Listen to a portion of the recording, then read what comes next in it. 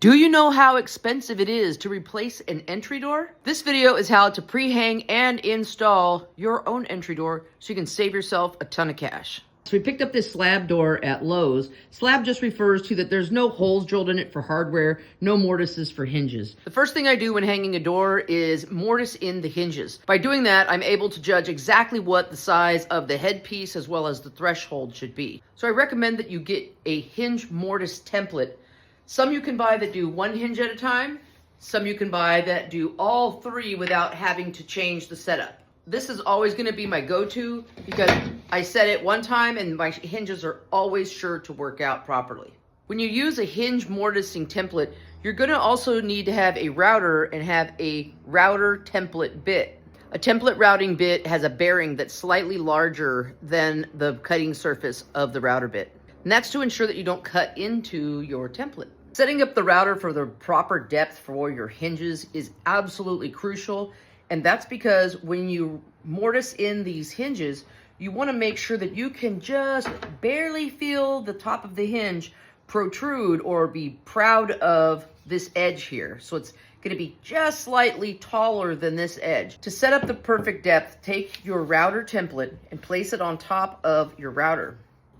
Then take the hinge and place that on the top of there too. You should feel just a little bit more hinge than you do of this cutting surface here. So this is what I'm talking about right here, okay? You see the router bit, and make sure your router is unplugged, by the way. And when I'm feeling this here, the cutting surface of the router bit is just beneath the top of this hinge, which seems like the perfect amount to set the depth at. So right here where I've set it is absolutely perfect, it seems. To make sure your router base is tightened up and you're ready to set your template. So I'm going to set up the door so that I can route out the hinges on that first, then we'll work on the frame. Since this door is brand new and never had hinges on it, we're able to pick what we want to use on the outside of the house and what we'd like to see inside. And it's going to open here. So it's a left-hand in-swing door, so that means we will put the hinges on the back here. The way that this kind of template is set up, there's a spot that you line up with the door and there's a spot that you line up with the door frame. So it has just a slight offset. So we always work from the top down. This is a Templaco template. You see, like they can get a little expensive, but it's honestly the easiest to use. On the back, you have these red stops. Right now I've got it set up to do 1 3/4 inch thick exterior doors. So you line it up flush with the door and the plywood, okay? And once you've got it there, you're gonna go ahead and make sure it's up against the little red stops and just gonna tap that in and then tap the other one in.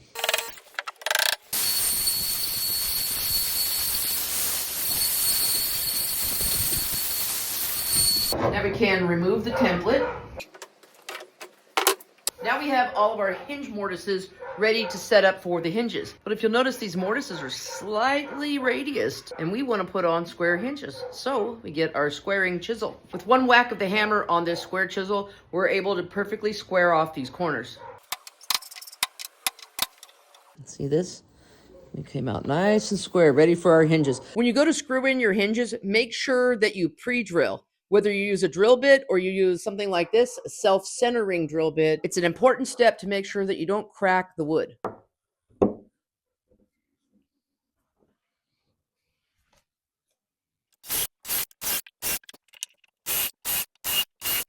When you put the hinges on the door, make sure that you have the side that's closed, pointed towards the top of the door. This would be the bottom.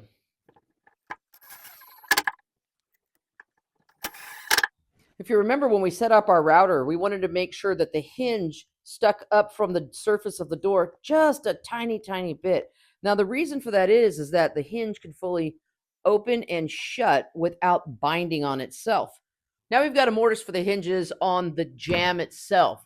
So since we put the hinges on the left side of the door, we're going to use the left jamb leg. Always start from the top. Since this is an exterior jamb leg, the top is going to be kind of offset. So cut a piece of scrap so that you can set it up exactly how it will be when the door's in it. And then you can take your template and set that where it needs to go. So this is how this will go together eventually with the actual headpiece. So we can set that there and set up our template so that it goes right into, this is where this little piece button comes in handy, because that gives you the offset.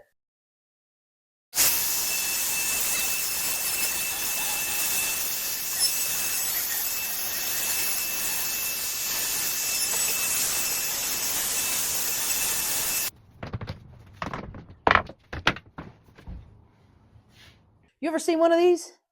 You know what it is? It's a square chisel, and it will take the guesswork and frustration out of square corners. I hope you caught the first part of this video, and this is where we left off. We had just ran the mortises for the hinges on the jamb side, and since they have a 1/4 inch radius and we have square hinges, we're going to need to use the corner chisel on all the corners to square them up. So this is the corner chisel we're going to use to square up our radius corners for our hinges. And what you do is you set this up just like this. There's a metal stop here and here, so you know that you have it right in the corner. And then what you do is tap that with your hammer down. What that does is pushes this spring-loaded blade that's square all the way up to cut your square corner. So that's what it does. Okay, so let's set it up. Okay.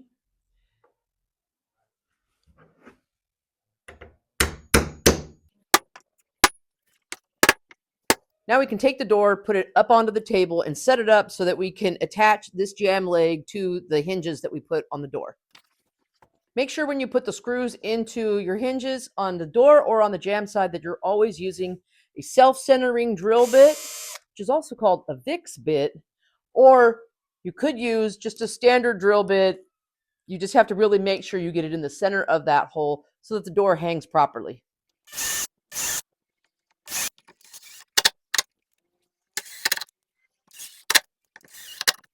Now that we've got our hinges on our door attached to the hinges on the jamb leg, we're ready to complete the frame. Now's a good time to flip the door over so we can see it from the face and make sure that the reveal is consistent all the way around. Cut our headpiece, cut our threshold, and assemble this frame.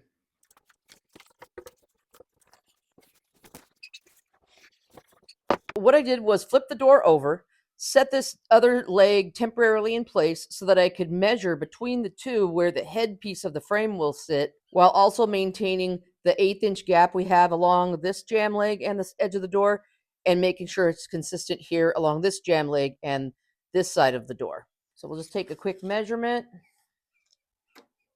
and it looks like about 36 1/4 will work to maintain our 1/8 inch gap here.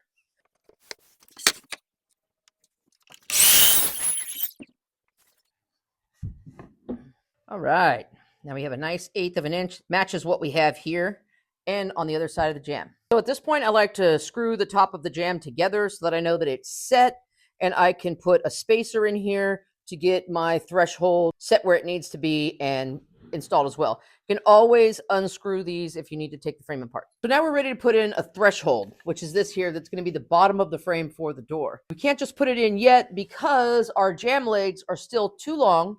We need to figure out where we cut the jamb legs so that the weather stripping and the door sweep that we'll put on should sit so that you are completely sealed out from the elements. But to do that, we kind of have to do it backwards. So the first thing we want to do is take our door sweep. You should have this on your front door. It's just a cap that could either slide over or go on from the bottom. And this actually here is what's going to be on the bottom that's going to sit right up against our threshold and create that weather seal. So when I install a door sweep, I like to make just slightly shorter than the door is long so that I'm not accidentally catching the edge of it on my foot when I open or close the door. This is a sample piece of the exterior door jamb that we're using on this door. And our door is going to close and sit right up against this area here, right where the weather stripping is. So that means with our door sweep being as long as our door, we don't want the drip cap on our door sweep to interfere by hitting the door jamb, preventing the door from sitting all the way up against the weather stripping. So we're just going to take a little notch out of the corner of each side of the door sweep. This is an aluminum door sweep, and it's perfectly fine to cut it on your miter saw. Just make sure you wear eye protection, ear protection, and take it slow.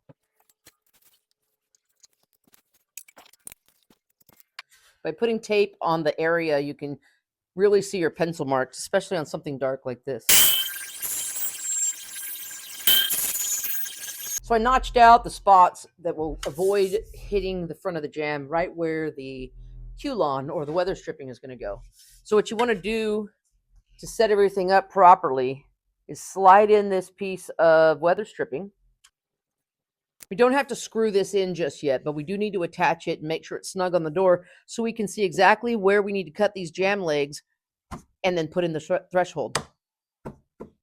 This is a type of threshold, and this is the part where your door is supposed to sit, and this should slope out to the front of the house. So if any water was to get onto your front door, that it goes right down the face of the door, off the drip cap of the door sweep, and right onto this, while the inside is never threatened to get wet because of this higher point here. See, it's actually higher. And that weather strip that we put in on the door sweep. When you put in the threshold, this is what your jamb looks like, okay? And it can't sit up against the threshold like this. There would be this big gap. So what we need to do is set it up in a way that we know exactly where to cut the jamb legs. And then what we'll do for these, so that this threshold can sit flush at this thickness here, is we're going to slightly angle and cut off an area of these. And this is going to sit right in perfectly. So I've set the threshold like this, which is actually backwards, just so we can get these to be together at the inside of the jamb so we can figure out where we need to cut the jamb legs. So usually take your threshold and push it up against that weather stripping, and then just take and mark right here. Grab your Pica pencil. It's on the link in my bio on the Amazon list. And do the same for the opposite side. Just push on it a little bit. Give it a mark. So the marks I have here and here are exactly where I'm going to cut the jamb leg.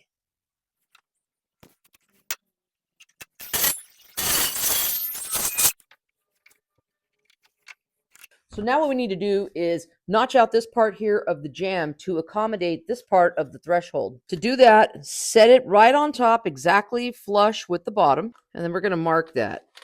Set the depth of your saw, pull the guard back, and set it down so that the saw is sitting on this piece here, and your base of your saw is flush on this. Then you can tighten up from there. You could use a skill saw like this, which is also called a circular saw, or you could use a hand saw if you don't have one. Then you want to cut along your line. So that's what we have there. We need to take this piece out, but we need to only take it out from this line if it went all the way across up. You can do that a couple different ways. You could use a hand saw. You could use your skill saw if you are comfortable with cutting it. Now it's okay to go ahead and put the entire frame together. To install the threshold, you'll just need to put screws into the piece of wood that's on the bottom on both sides. This is the type of screw that I use, and it's a 2-inch wood screw with a little bit of slip or where there's no threads so that it can really pull the pieces together. Make sure that when you cut the headpiece, you also then cut the threshold to the same width. That way you have a perfectly parallel top and bottom of your door frame. All right, now we have to drill out the spots for the handle and the deadbolt.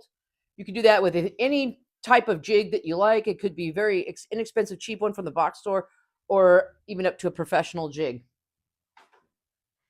This jig I have right here, this is a bad mother. Shut your mouth. With this door, I want to center it on this first rail here. And it's right at 34.5, so that's where I put a mark. I've also gone 4 inches above that and put another mark where I'm going to drill for the deadbolt.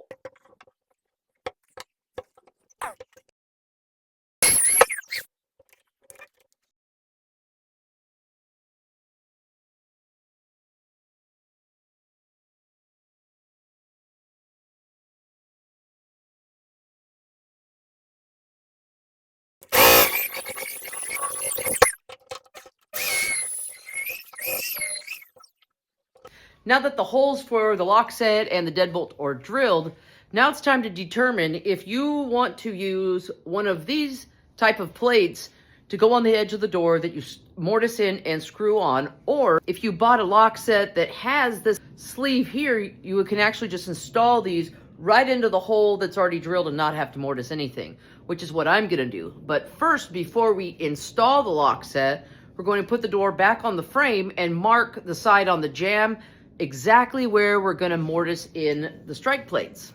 Most door boring sets you're going to buy will have a self-centering pin like this that you take inside the hole that you drilled for the lock set.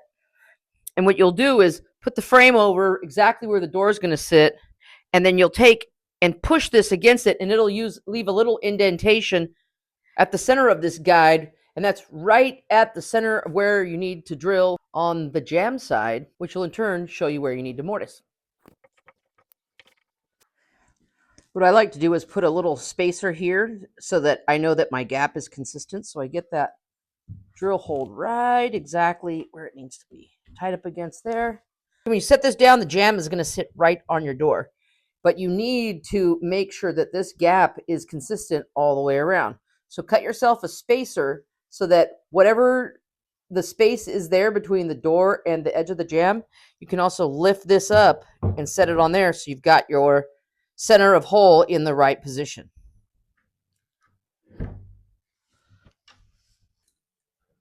This is what I like to use because it goes right around it.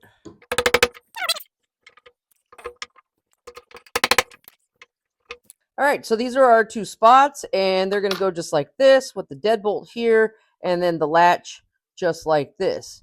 And this, what we're going to do first is drill our holes here at these lines that we marked with our jig, and then we'll go ahead and mortise these guys in.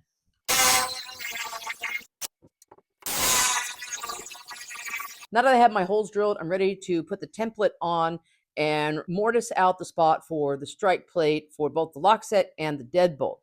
Now, important thing to remember is you need to adjust your router depth at this point because these plates are never as thick as hinges are.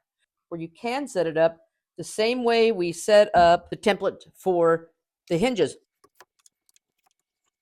Flush is what we're kind of aiming for on these.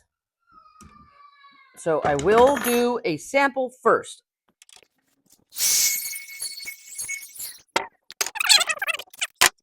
Ooh, and that is perfectly flush. So that's perfect setting.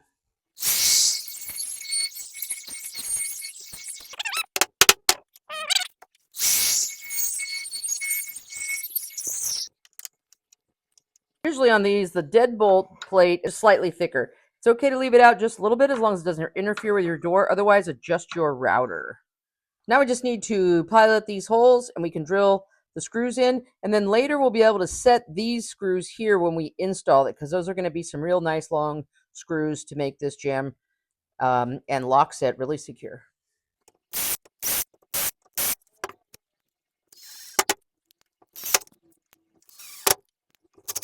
We've completed the door jamb frame as well as the door. All I need to do is put my lock set on and I'm ready to take it and go install it. You could put your door into your frame and take it to go install it if you like, but it's a lot easier that once you know your door fits in your frame well, to leave the door out, install the frame nice and plumb, and then put the door on as your very last thing and add the weather stripping. Whether you pre-hang your own door or you buy a door that's ready to go, taking them out and installing them is the same process. It's pretty easy. First start by removing the door, by taking the pins out of the hinges and removing all of the trim around it so you can find the screws or nails that were used to attach the jamb to your rough opening. You guys seen one of these? This is a nail set, but it can also double as a way to take out the pins and the hinges of your door so that you can take your door out and replace it. This is what I mean.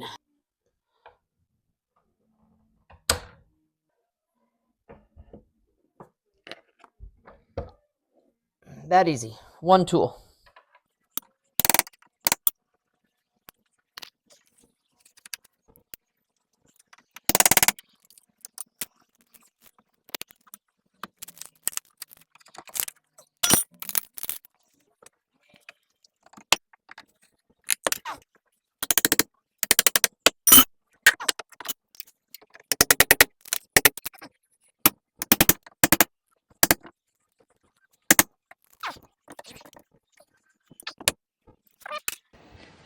you have weather stripping like this and you're replacing your door, you want to get the kind of door jamb that has this space here so that you can put on this nice thick weather stripping that's called Q-Lon,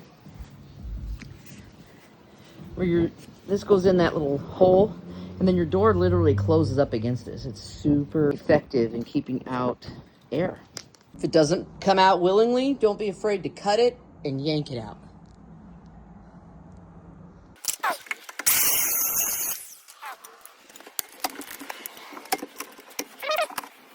All right.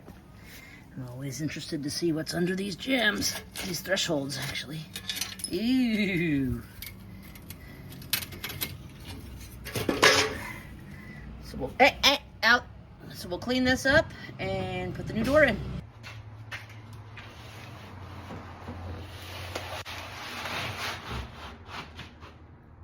Like a glove. So this particular door has such a big overhang that it's very rare if rain hits it. But as always, we want to use big stretch along the bottom, underneath the threshold, make sure nothing gets up under there.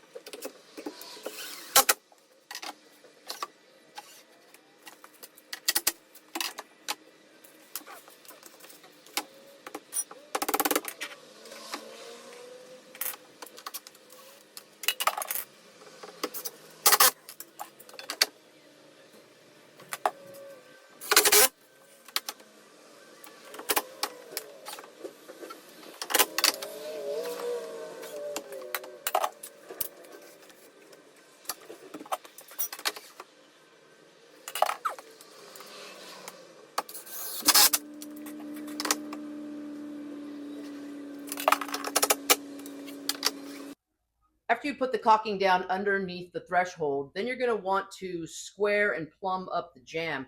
I always like to start on the side with the hinges because as long as the hinges and the threshold are level and plumb, everything else I can kind of just match to that. You always want to make sure that you put screws and shims in right behind the hinges. That's where the most weight's going to happen. That's where you can put in longer screws. And making sure that you have the top hinge very secure with shims behind it, middle hinge, same thing, and bottom hinge, same thing.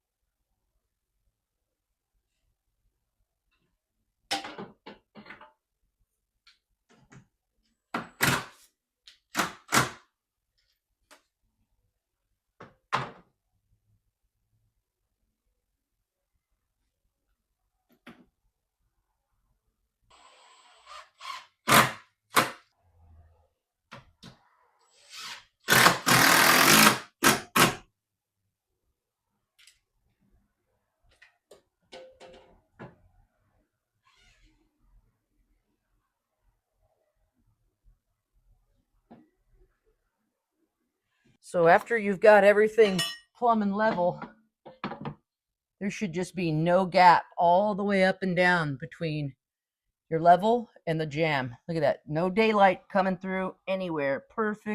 Perfectly plumb here.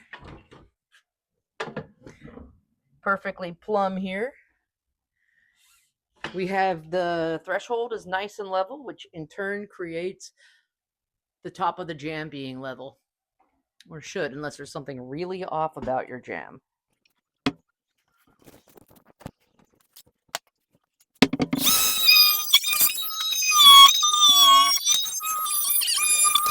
See how we did? Looks like a consistent gap all the way around. I'd say we did pretty damn well. So now we can put the lock set on, spray some foam inside between the jamb and the rough opening so that it's fully sealed, and then we can put the lock set on. Now I can open the door, put in the Q-Lon weather stripping that goes right inside here, put on the door sweep, and then we're ready for some trim. Just squeeze it in all the way down. Now we've got to cut casing for the inside as well as the outside, install that, and we're all done. Also make sure to cut off any foam